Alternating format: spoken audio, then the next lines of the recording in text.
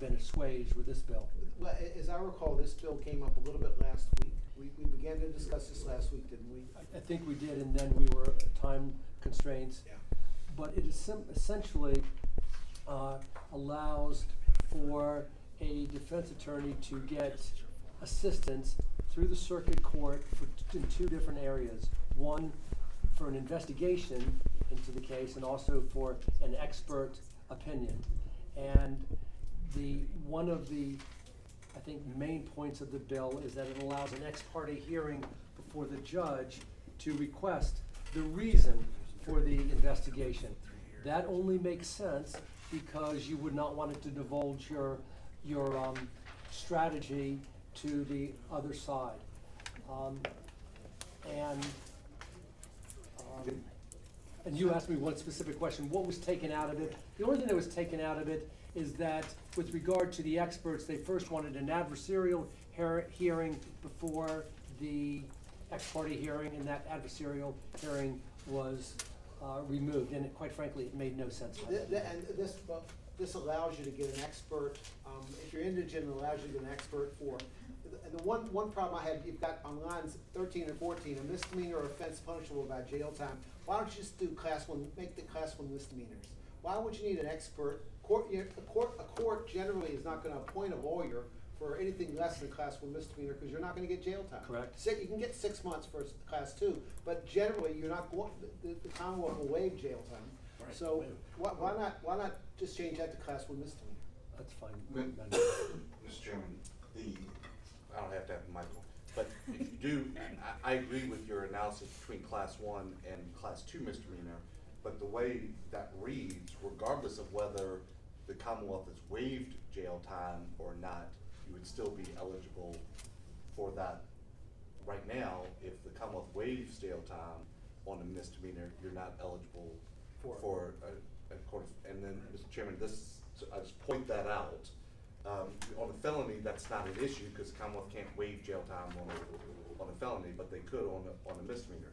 But Mr. Chairman, my question is logistically, so you would go on the, and this is for the, I'm okay with the felony part, I'm all that, so all my questions are around the misdemeanor part. Logistically, you have a reckless driving case doing 83 in a 70-mile-an-hour zone. Now you could go in and you're indigent, court has to make that determination, but you could ask the court to appoint an expert regardless of whether or not you would qualify for a court-appointed attorney because the Commonwealth waived jail time. Right. Is that accurate? That's accurate. Technically, you could do that, but the way this is simply a request to the judge, and the judge is liable to say something along the following lines. I'm not going to appoint and use the Commonwealth's resources to appoint an expert to challenge the class one misdemeanor reckless driving and appoint an expert for you. Remember, this bill just deals with the request for an expert as opposed to an expert shall be provided to the defense. Why don't we just say for a misdemeanor defense for which the accused has qualified for a court-appointed lawyer and been appointed lawyer? I mean, is there some way, I'm not sure exactly what the words would be, but I'm a little concerned about leaving that open-ended, because I think the possibility that somebody who has, I wasn't even thinking about reckless driving, I was thinking more about a toxicologist on a DUI, or somebody to analyze whatever the substance was that. Mr. Chairman, because I hear people, well, the vast majority of what people are charged with are things like reckless driving, and they're always questioning whether the speed was what the speed was. I mean, I don't know how many times you've heard that, particularly on interstates, and maybe Senator Morrissey wants that. I just point that out as a question. Well, first of all, let's just walk it back one step. Senator Deeds, I thought we're suggesting a friendly amendment on line 13, is that right? That's right. I was going to say class one misdemeanor, but again, the Commonwealth could waive jail time on a class one misdemeanor, and the court could refuse to appoint a lawyer. Mr. Chairman, I just leave it the way it is, because you might go to jail then you're entitled to an attorney. But if the Commonwealth's gonna waive jail. Exactly, I mean, I know. If the Commonwealth's gonna waive jail time, and, you know. There could also be immigration consequences. Okay. Irrespective of jail time. That's another concern. Mr. Chair, I think this may be a friendly amendment, though, in listening to the patron's intent. On line 24, there's a shall there. I will suggest changing that to a may, because right now it appears, after hearing upon the motion, the court shall order the appointment of the qualified expert. So basically, if the defendant meets the qualifications, the court has to order an expert. But if the intent of the patron is to provide the judge some discretion in that, I think a may is the appropriate word. That wordsmithing does reflect my intent. Does it? It does. Because you provided that where I there's. thought that was a Hold on, question. don't read too quick. Let me make sure, because what you're saying is that after a hearing on the motion, if there has been a showing that the provision of the requested expert services would materially assist, and that the denial would result in a fundamentally unfair trial, that I think if you can show both of those things, you do want the court to, you want to mandate that the court appoint the expert. So, did you, when you were just reading that, Mr. Benjamin, were you reading beginning on line 23? Yes, begin on line 23, after a hearing upon the motion, now skip the party dispute, and go on. So if you have shown in a hearing that the two things, that the provision of the requested expert would materially assist in preparing the defense, and that the denial would result in a fundamentally unfair trial, you know, if you've shown both of those things, then don't you want to mandate the court to appoint the expert? Yes. Yeah, I think so. If I can show that, then I don't want the court to have discretion. He's gotta appoint that expert. Or she. Right. Yeah, I agree. Trying to help you out there. Mr. And Chairman. that's a policy decision. I mean, It is, I just wanted to Yeah. highlight it. You have quite a showing there. But what, real world example would require ex parte confidential hearing? I'm having a hard time coming up with that. Mr. Chairman, I think, you want to take the basic one, what I just said, you're driving down the interstate, you get stopped for speeding, you think it's gonna affect your security clearance or immigration status, whatever it is, and you don't have a lot of money, and you think that you can hire an expert that will talk about the impacts of Doppler radar, and whether, it will show that that number that registers on the officer's device is the one that's actually accurate, and the name of the, situation that starts with the F, I think, is escaping me, but if you have that expert to come in and testify, somebody might think that that's persuasive enough to fight for it. Why would you want it to be ex parte? Why could you just ask the judge to get an Mr. expert? Chairman, I might not want the government to prepare and have their own expert ready to go to combat what I'm trying to Well, do. I think if you have an expert on, well, I don't know about discovery, maybe. Okay, There's so, no- Mr. Chair, There's no real criminal discovery. with the suggestion by Mr. Benjamin, I think I would like it to read as follows. Beginning in line 23, after a hearing upon the motion, delete comma and put and go right to the next sentence, a showing that the provision of the requested expert service would materially assist the defendant in preparing his defense, and the denial of such a service would result in fundamentally unfair trial, then the court shall order the appointment of a qualified expert. So we're just turning those phrases around, and that's the motion, if it's appropriate for my own bill to make. Yeah, that doesn't change anything. Okay, all right. Yeah, that's fine. All right, So we've got a motion and a second to make that amendment. All in favor, say aye. Now, Mr. Chairman, you had, back to line 13, do you still consider it a friendly amendment, class 1 misdemeanor? I thought it was a friendly amendment. I'm just I'll do concerned. that. Okay, it's moved, I'll second it. Gotcha. It's faster. And then punishable by jail time is unnecessary. Correct. So, Mr. Chairman, so even though the prosecution said, I'm taking jail off the table, class 1 misdemeanor, you're still entitled to do this. But, Mr. Chairman, whether you use class 1 misdemeanor or misdemeanor offense punishable by jail time, those words would allow it. You'd have to have some additional Okay, you're saying language. both of them, okay, all right. Well, I mean, no, Mr. Chairman, either or would get you to that, regardless of whether the government waives Okay. jail time or not. You'd have to have some additional language if you wanted to do That's the language in there that now? differently. Okay. All right. So, I mean, because you can still be indigent in the court. What Mr. Benjul was pointing out was that whether you're going to jail or not, there could be serious issues, serious consequences to the case that would require an expert, the appointment of an expert in that. Mr. Chairman, let's not forget that class one misdemeanor is still class one misdemeanor, it doesn't affect employment and other things, so. Just because they may have waived jail, and sometimes they do that for judicial efficiencies, and they don't wanna spend the time and the money, doesn't mean that that doesn't sit on someone's record for the rest of their life, and a class one misdemeanor to me is a very serious charge. Because I charge, like it's a serious charge. You might say that. I'm Yeah. sure you do. Is there anybody out there that's wants to say yes, would say they're for it or against it? Brad Haywood from Justice for Virginia and the Chief Public Defender in Arlington and Falls Church. I think the bill's in good shape, so we Okay. support it. The bill's before the Let's start with substitute. Did the prosecutors have anything to say? Excuse me, I'm sorry, I forgot your. Brad Haywood. Brad, Justice Ford. He did indicate, that was the individual who told me, he's a chief public defender in Arlington, that VECA was on board with the substitute bill, is that? The only point of contention that we still had was that they wanted a threshold hearing to see why we should have an ex parte hearing.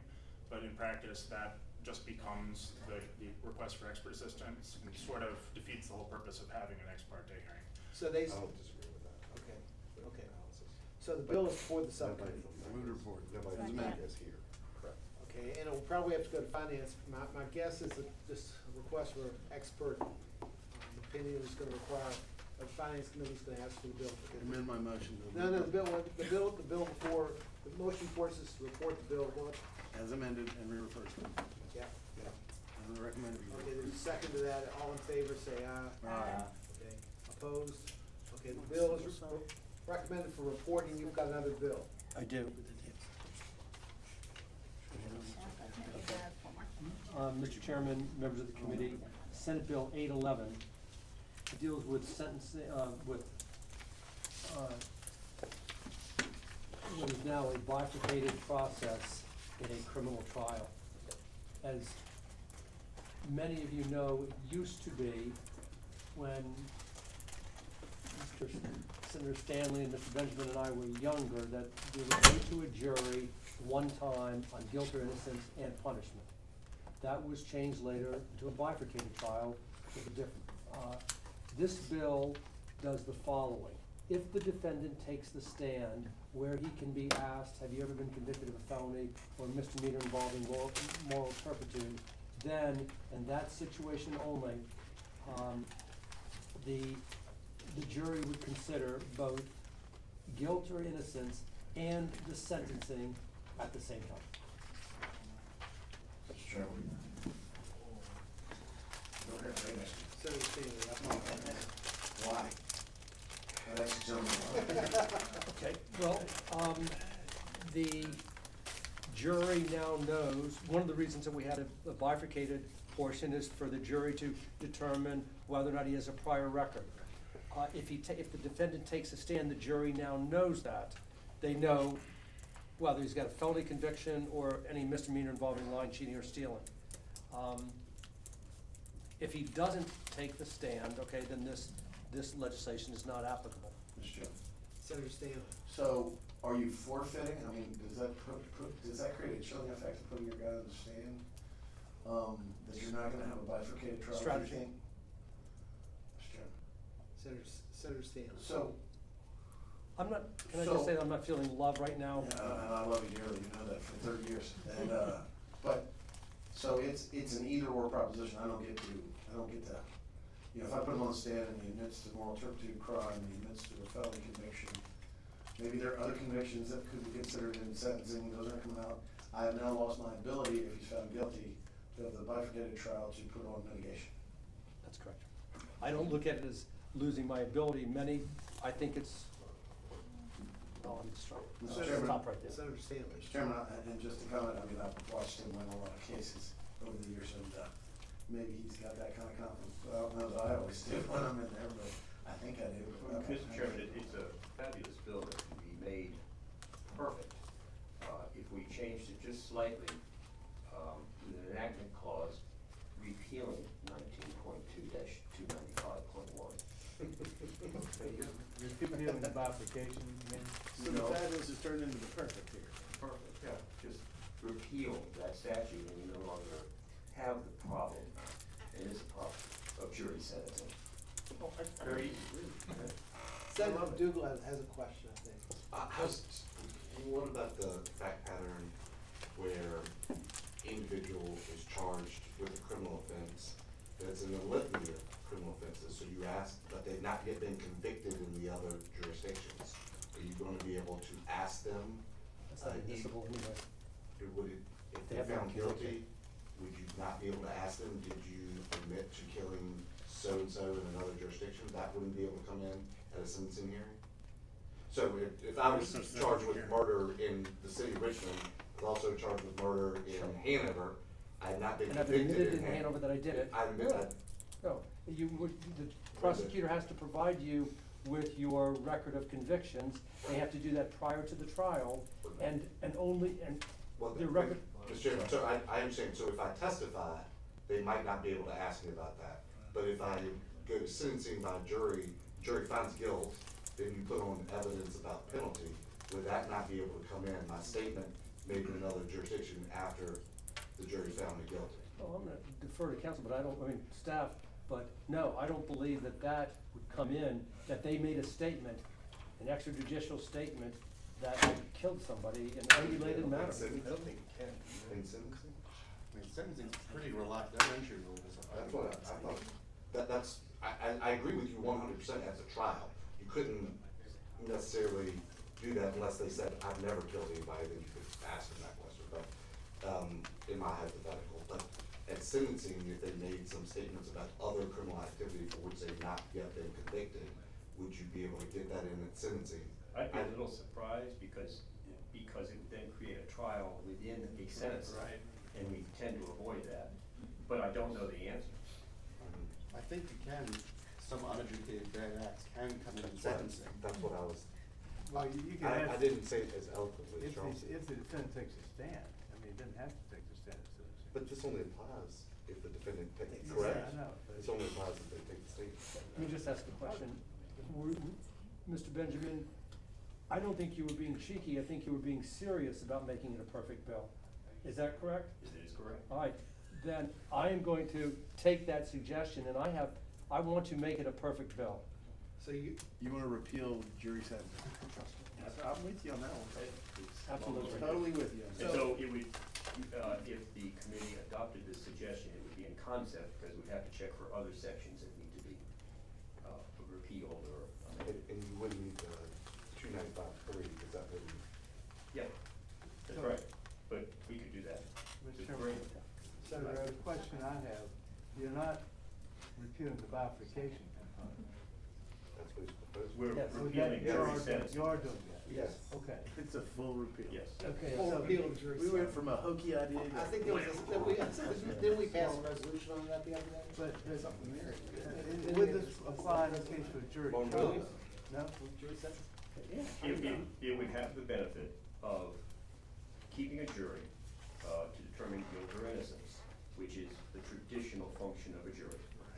It would then, leave to the judge, who is the only individual with both the training and the expertise and the knowledge of sentencing guidelines and the power to suspend, the knowledge of alternative programs.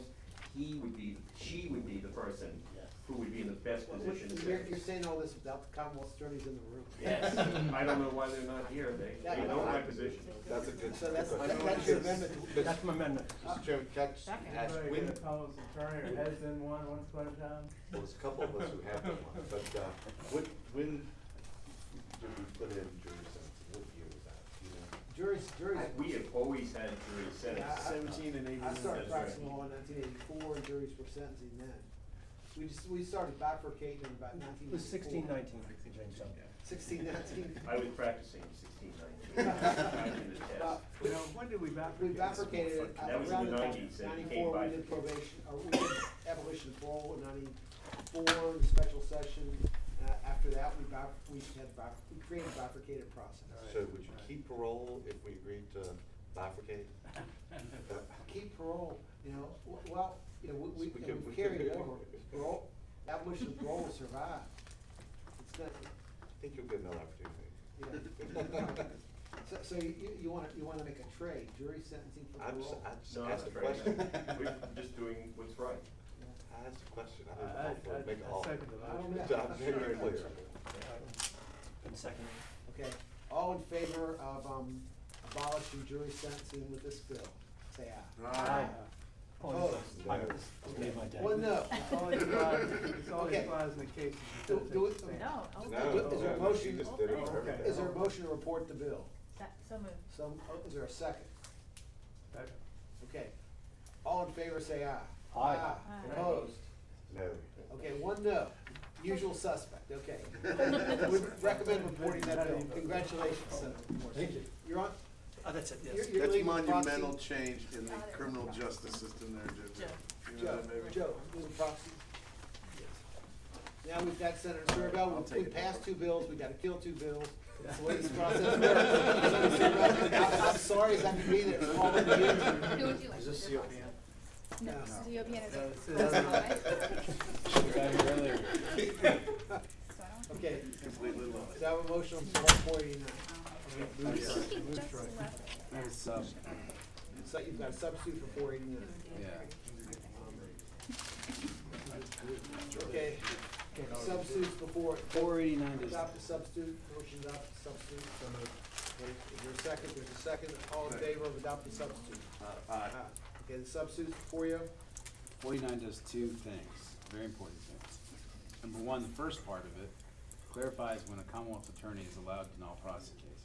Right now, the code is silent, and there are judges around the state that are refusing to allow Commonwealth attorneys to null process cases. Yes, one case went up to the Supreme Court of Virginia, out of Norfolk, and they were trying to null process marijuana possessions, and the Norfolk Circuit Court wouldn't do it, and it went to the Supreme Court. The Supreme Court didn't take action, let the Circuit Court continue to refuse to null process the case. I've also been told there's judges in Arlington that are now refusing to null process cases. Mr. Senator Chairman, McDougal. isn't the remedy then for a prosecutor just not put on the evidence? Isn't that the better remedy than us to put the general deterrence value of a case, limits on public resources? I mean, Well, somebody could say, oh, this, in a small jurisdiction, they say this murder case is gonna take a lot of effort, and there's only one prosecutor, so I'm just gonna null-process it, not to deal with it. And the judge say, that's ridiculous. right, and the voters could speak after that. Well, Mr. Chairman, yes, but the person walks, so why wouldn't we, that's why it's discretionary, the Commonwealth could then just not put on any Well, evidence. Mr. Chairman, couldn't the judge in that situation then call the officer on his own and essentially prosecute the case? That's what I'm afraid would happen in that situation. The judge sees that a prosecutor is routinely not putting on evidence, say in marijuana cases, then I quite frankly think the judges would start calling. That could happen, Mr. Benjamin, but at least in my part of the world, the judges have plenty to do, and I can't imagine they'd want to take on trying cases. They do in Fredericksburg. But they have them without the prosecutor there. Well, they do that, they call witnesses when the Commonwealth attorneys aren't prosecuting misdemeanors. You know, we have- Chairman, I just wanna know where we're gonna talk about the Stark decision, on here, where is the authority for the court to call witnesses? In many jurisdictions, the CA doesn't prosecute You're misdemeanors. correcting Right. my case. And the judges routinely will. I understand, but I'm In Ray Moran. going with assumptions, I'm asking where is their authority to call witnesses? I don't know. I know that the judges. Have you had any objection? Yeah, I understand. It's a good question. No, I know that at least the general district court judges in Fredericksburg prosecute the misdemeanors, except for DUIs, which the Commonwealth attorney handles. And general district court judges do that even out in the area where I live. Oh, no, well, they do, but I'm asking you the question now, where's Can I, the? can I just talk about this a little bit more though, but the language that came here, came to me, I believe the Arlington County Commonwealth Attorney gave it to me, and she says it's based on the Federal Rule of Criminal Procedure, and it's also based on the American Bar Association standards in terms of the model concepts about why, when prosecutors This, should. the language on 13, 14, 15, and 16. Correct. That, yeah, that's, she articulated that to me, and she helped me draft this part of the bill, okay? The rest of it, I wrote. This part of it came from her, and she said this is the same standards that federal prosecutors live under. Mr. Haywood might have more, better idea than me, but that's what she said. And, I don't think it changes the law. The problem with the law right now is that it's completely silent, and what little case law there is out there only speaks to when you cannot null process a case, but not when you can. And in the absence of any direction, judges just do whatever they feel like, and that's becoming a problem. And I would note that this is also, it's a two-edged sword, right? I mean, in Northern Virginia, there's gonna be judges that, in some parts of the states, let's say the areas that didn't sign on to the VA CDL 2A map, they're gonna be now processing marijuana possessions. In other parts of the state, there might be some gun offenses that a Commonwealth Attorney wants to null process, and it might become a problem down there. Senator McDougal. I am focused on this. How are these are two disparate thought process, a null process and a deferred disposition. Does that not violate the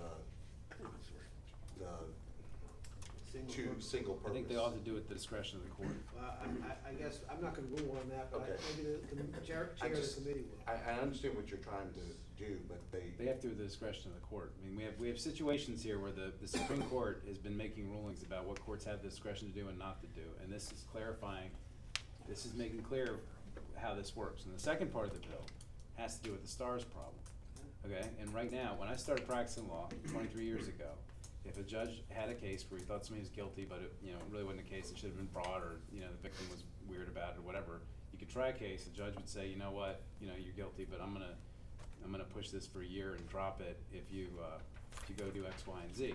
And then the last, I don't know, 5, 6, 7 years now, Commonwealth attorneys have started pushing back on that and appealing cases, trying to force judges to convict people if they make guilty findings. There's also situations I can tell you in some jurisdictions in Northern Virginia, where some of the judges have specifically found that they don't have jurisdiction under our code to continue and dismiss a case with the agreement of the Commonwealth. And I've had, Theo Stamos, who just lost her primary, told me she disagreed with that. She had a judge in Arlington that would not accept an agreement from the Commonwealth to continue and dismiss a case if there wasn't statutory authority. And so, this, I basically modeled this off what they do in Maryland, okay? And basically what this says is that a judge has the discretion to continue to dismiss, or it can be done with the agreement of the Commonwealth. I've just been confirmed with my lawyer. And I think if we can strike the language on lines 12 to 16 and strike the language on lines 35 to 37, we might have something we can go with. In the part of the world where I practice law, and I guess where my lawyer does too, when they're gonna take something under advisement, or they're gonna defer disposition, you've pretty much gotta stipulate the fact sufficient. And once you do that, I'm not sure you're really eligible for expungement, or that ought to be part of a longer discussion, where the bills we carried over. Mr. Chairman, part of the problem is that we have disparate practices across the state. For example, in Henrico, that's the situation that Senator Surville describes. The judges will not continue the case generally. They will not defer the case for dismissal unless there is clear statutory authority. In the city of Richmond, the adjoining municipality, the judges routinely will simply continue a case 6 months out, knowing that the Commonwealth and the defense have reached an agreement that upon the fulfillment of certain terms and conditions. And so every jurisdiction is different. I'm all right with that. The expungement is the part that troubles me a little bit, and I think that ought to be part of that longer discussion we're having. That's fine. With I respect to understand. expungement. The no process stuff, I'm just not sure I'm ready to go there.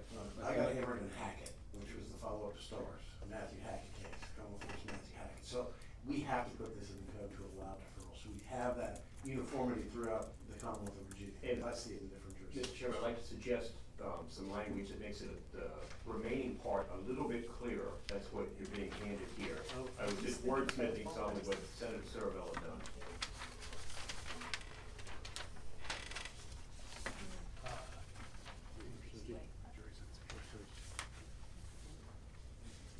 substance here, if you just focus on lines 18 through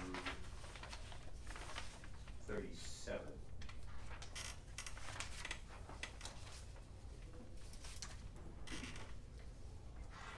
What's the difference? The difference is mainly verbiage.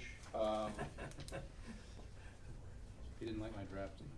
Well, there's questions, for example, in Senator Serville's draft, the word probation was used in a number of instances.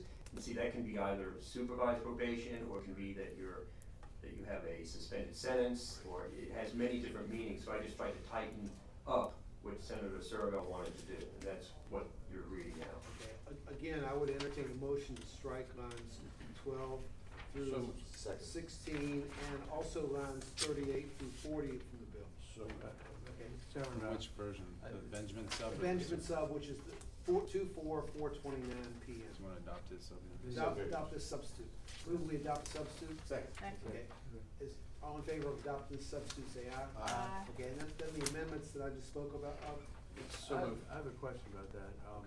What I'm hearing is the Supreme Court has had problems, or some judges have a problem with what, good cause is for no prosecuting case. And this, apparently what I'm hearing is sets out a clear definition of that. So if there's a question, it clarifies to the judge what the issues are. And I think that's, Mr. Chairman. Senator Stanley. Mr. Chairman, I think that's a great bill for next year.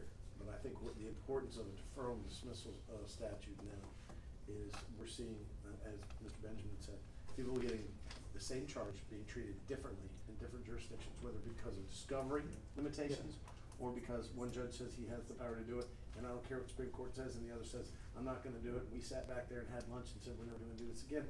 And so you don't have the same opportunities for same outcomes. Mr. Chairman, what I'm hearing is some places, they're not no prosing a case. The judge is not granting a no pros. Is that right?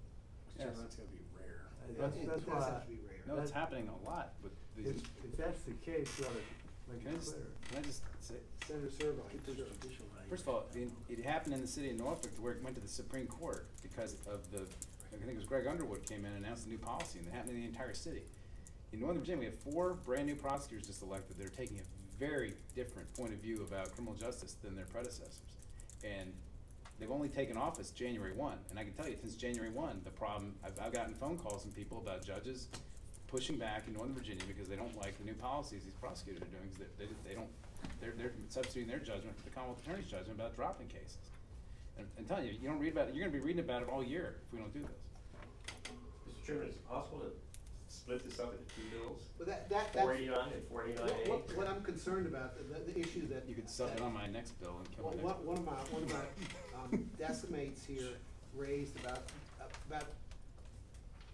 the single purpose rule is a very real concern to me. You've got two different bills contained in one, and they don't really, I mean, I'm not sure that they relate. Maybe they do, maybe they don't. You see, One's an all pros, one's a you see deferral. Senator, Judicial discretion. Senator, Judicial discretion. Sethwell's finance bill today, it's about 1,000, I don't know how many We might purposes. have that conversation in the very near future. I think it Mr. relates to Chairman, judicial I would, discretion. I would say we probably found a lot of agreement with the original bill, which is in the title, defer and dismiss of a criminal case. Probably will not find this universal agreement if we proceed with no process. And but that's other people's choice. No, it seems to me that this might be the most important of the 65 bills. Yes. This defer and dismiss it. Yeah. Or if, It's crucial. I agree, that's why I put it in. And look, if you haven't noticed, Benjamin's been throwing sliders by us. He did it with the abolition of sentencing and juries, and now he's got this. Yeah.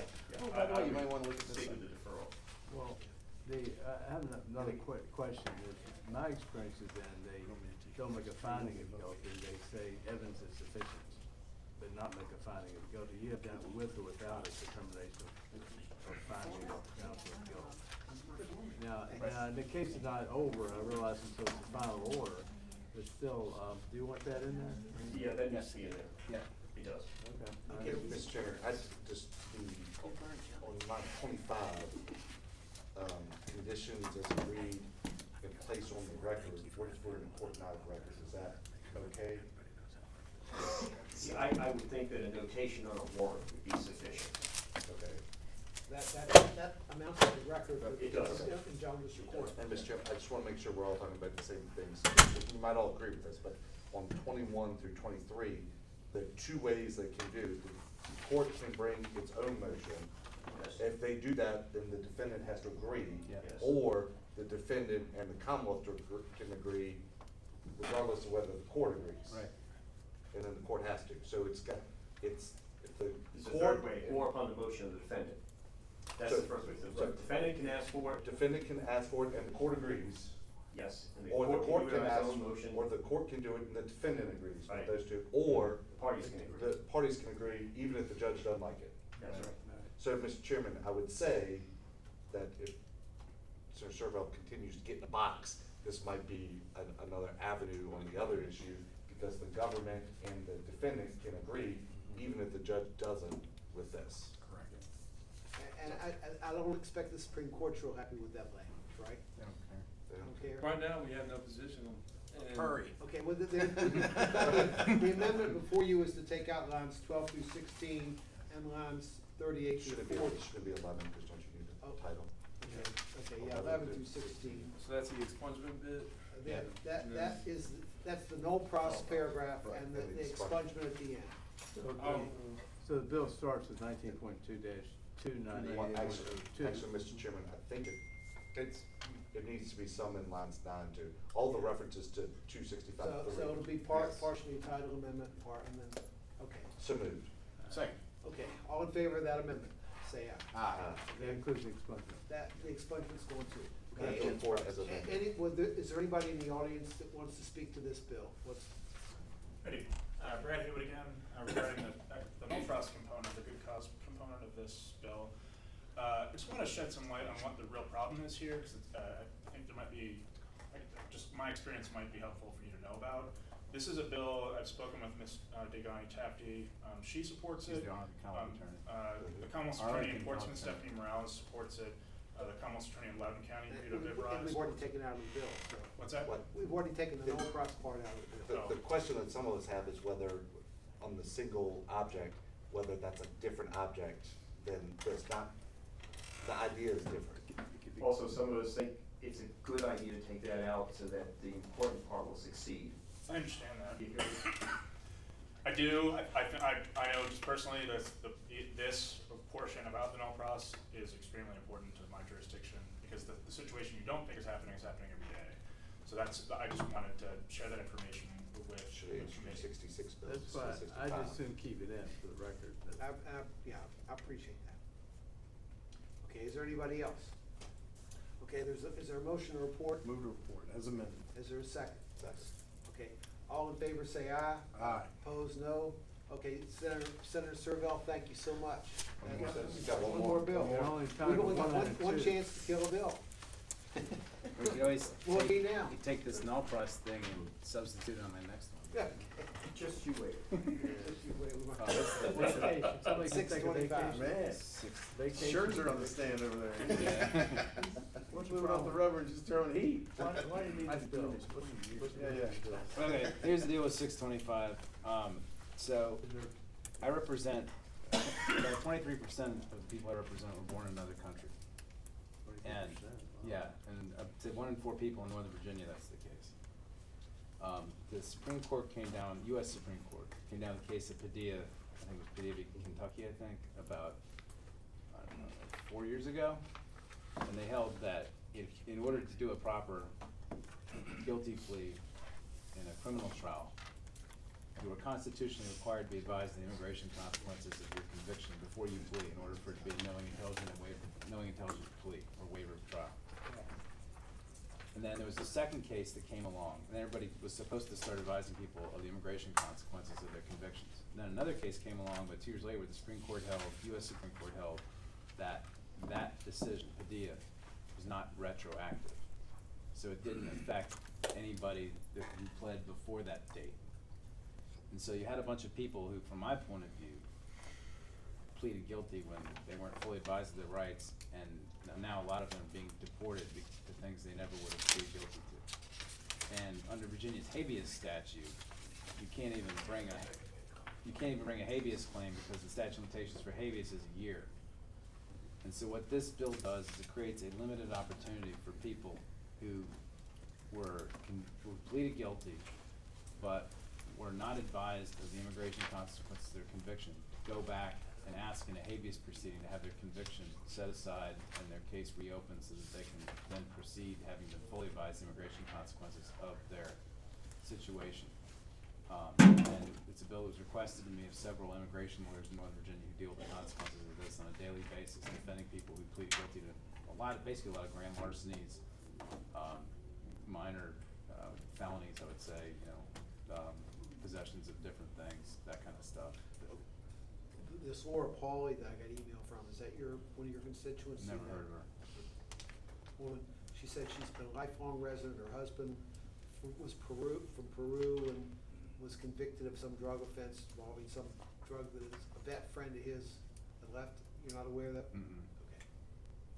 No, but I can give you, let's give you one example, the problems this created. I had a client I represented about a year and a half ago, came to me, Ethiopian woman who had been in this country for 15 years, came here on a lottery visa. She was here for about 2 years, got charged with grand larceny out of a Landmark Mall, stealing about $500 worth of stuff. And in Ethiopia, when you go to jail, you die in her ethnic subgroup. And the Commonwealth attorney offered to make her case a misdemeanor if she would do 3 or 4 days of jail time. She wouldn't do jail, she thought she'd get killed. So she pleaded guilty to grand larceny. And in the sentencing memorandum, her lawyer wrote, if Your Honor gives her 358 days, she will not be deported, only give her 358 days. And that's exactly what Judge Jane Roush did. And she got a green card renewed twice, and about a year and a half ago, all of a sudden, ICE came knocking, time to go. And she had a business she was running, she had all of her family was here, nobody back in Ethiopia, and ICE came running, and the only way to solve her immigration problem was to somehow modify her felony conviction to misdemeanor. There's no remedy under the Virginia Code to do that. People have tried writ coram vobis, they've tried other things. We were finally able to do something by entering an order nunc pro tunc with the acquiescence of the Commonwealth attorney and a judge, but that's not something that. Even that is void. There's issues about that. Yeah, there's issues. There's issues about that. He's right, there's a huge problem, and there's no answer. Yeah, and this would provide a remedy to those people so that if they pleaded guilty without being advised of the immigration consequences, they could go back and try and do things to stay in the country. And it's even more complicated now on the immigration side, which I'd rather not get into. So. My question is, if there's no time limit going back. You could have somebody that was convicted 25 years ago, evidence has been destroyed, there's no record, the witnesses are dead, and all of a sudden, we're gonna come back and undo that. And so if that ordering a new trial was entered on most of these things that had any age on it, it'd be impossible for the government to even present a case. I thought of that, Mr. Chairman, and I think the answer is, if it were a circuit court, it would have been a court of record, there would be transcripts, so if you have unavailable witnesses, the testimony comes in as substantive evidence. But Mr. Chairman, not if there's a guilty plea, there would be maybe a recitation of the facts that's relatively brief, and I've seen some jurisdictions where they said the facts are sufficient as agreed to by the parties. I mean, and a lot of times they will put facts on the record now, but 10 years ago, parties would come in and say, what the elements of the crime, the Commonwealth have enough evidence, and everybody would agree, and you move on. Right. And so I understand what you're trying to do, and so I would maybe feel more comfortable about misdemeanor offenses even, but I probably have some. I think, by the way, I think I drew out violent felonies and sex offenses. Did you? I think. Yeah, You did. So you did. Yeah. You did. Yeah, so it's only property crimes and drug crimes and larceny. That's, I think, what's left. So my question to staff, Mr. Benjamin and Charles, technically this bill does what Senator Sorrell wants it to do? It does need a couple technical amendments. The bill does mention that petition should be shared on the attorney for the Commonwealth. It probably should be the Attorney General. The Attorney General did put an impact statement saying they need 2 positions because they typically respond to habeas. So I would suggest we strike Attorney for the Commonwealth and replace for Attorney General, since they're asking for $250,000 to pay for this bill. This bill has an impact statement. It does. Okay, From But DPB you're on gonna, the, you're gonna have a lot of hearings. yeah. and, So the bill would have to go to finance if we decided to report it. yes. Because, Mr. Chairman, I mean, I don't, maybe Servall has a different thought, but I don't know that much before the Padilla that there was a universal practice of people saying this is the innovation No, consequences. nobody did. So, It wasn't I mean, required. it's almost every case prior to that. Right, but I think it would only come up in situations where people were being in deportation proceedings, so they've been notified by ICE there's a problem, is my suspicion. How often does it come up? A lot in Northern Virginia. Well, I mean, let me ask you, why wouldn't a person do it just as a matter Proactively. of course, proactively? Because then they could have their, I agree, you're dealing with a bunch of low information individuals that aren't really looking I to guess shed somebody- light on things and. somebody's gonna try to make a, anyway, that's different. I think Okay. people will be fine. So the technical amendment would be to replace Commonwealth's attorney for the Commonwealth with Attorney General, That's correct, Mr. Chair. okay? I think one way to deal with your concern might be to put a timeframe on, Is there a say, 10 motion years to back or make that something. technical amendment? I'll make the motion. Is there a second? Second. Okay, a motion and a second to make that technical amendment. Will all in favor say aye? Aye. Okay. Are there other technical amendments or proposed amendments? Okay, this bill will definitely have to go to finance if they put a price tag on it, if we're gonna report it. So, what is your pleasure? John? I move to report. I'll second. We got somebody there. Well, Where'd he go? I've got Morrissey and McClellan. And I think Okay. we got Stanley. So I'll vote all in favor say aye. Aye, aye, No, no. aye. Okay, no, so 4-2. Which of the ayes was McCollum, which of the ayes was Morrissey? The third one, the second one? Okay, that's